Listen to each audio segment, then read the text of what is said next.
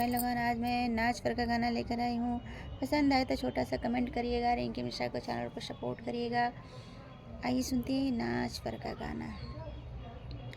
अमवा महुआ के झूमे डरिया है जी, अमवा महुआ के झूमे डरिया, नाहे मानत मोर बलमुआ विदेश जाल, नाहे मानत मोर सजनवा विदेश जाल, नाहे माने मोर सजनवा विदेश जाल।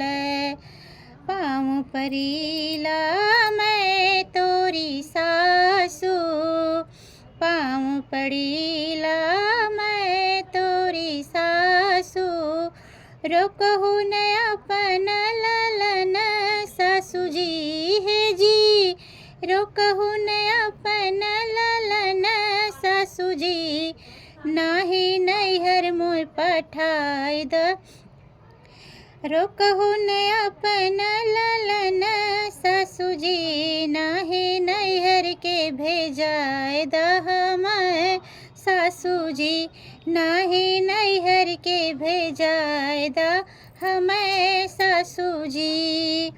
हे जी अमवा महुआ के झूमी डरिया है जी, अमवा महुआ के झूमी डरिया, नाहे मानत मोर सजनवा विदेश जाल, नाहे मान मोर सजनवा विदेश जाल।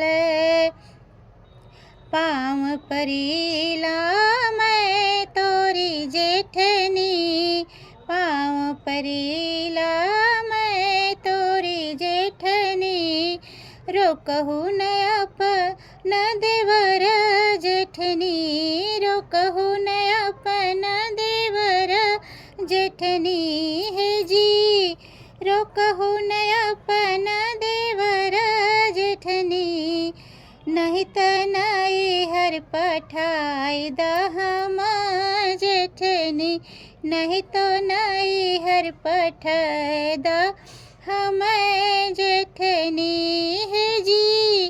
अमवा महुआ के झूमी डरिया है जी, अमवा महुआ के झूमी डरिया, नाहे मानत मोर बलमुआ विदेश जाल, नाहे मान मोर सजनवा विदेश जाल।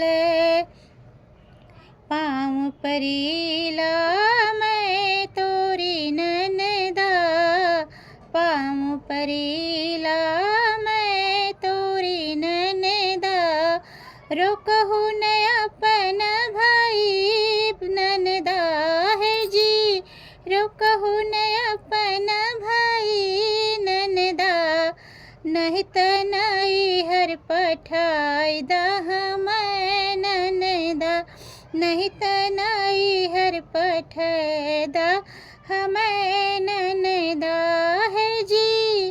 अमवा महुआ के झूमी डरिया, नाहे मानत मोर सजनवा विदेश जाल, नाहे मान मोर सजनवा विदेश जाल।